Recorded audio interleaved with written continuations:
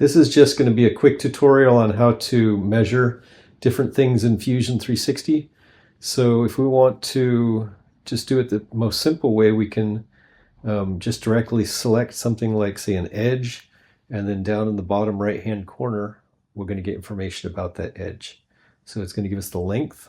In this case, if you select a face, that bottom right hand corner is going to tell us the area of the face that we selected. You can select two separate edges.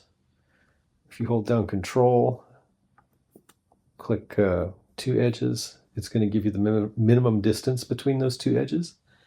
And now if you want to get more detailed information, we have a dedicated measure tool, and we can select that.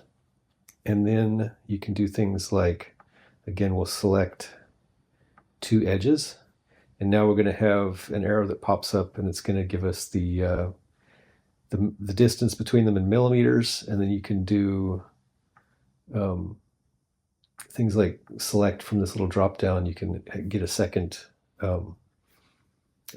unit. So you could select something like centimeters or inches, and it'll give you the distance between these two in both centimeters and inches.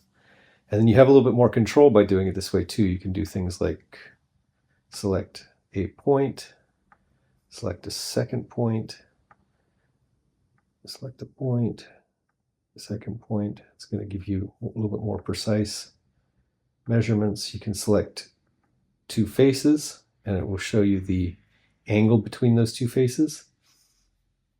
And so that's the basics of how to use the measure tool.